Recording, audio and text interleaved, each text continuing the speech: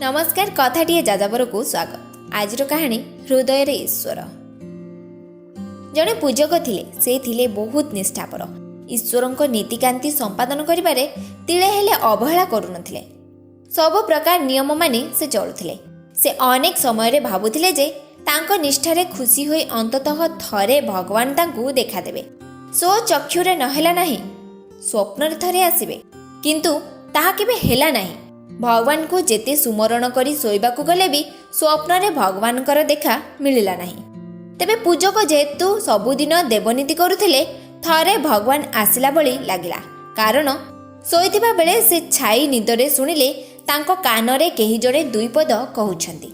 भारी गुरु गंभीर स्वर। से सुनिले, जदि तो अंतर रे तू निजे भरपूर होई रहिबु, तेबे सेठी मो लागी मु जागा पाइबी केमिति?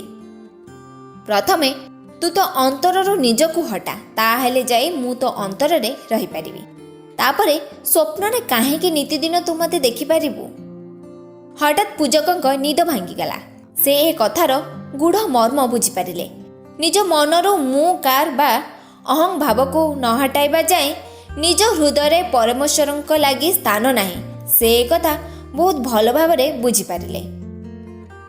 आम कहानी आपनकु केमिति लागिला कमेंट माध्यम रे निश्चय जणाइबे। जदि भल लागिथिबो लाइक आउ शेयर करबाकू जमार भी भूलिबेनी। रहिली नमस्कार।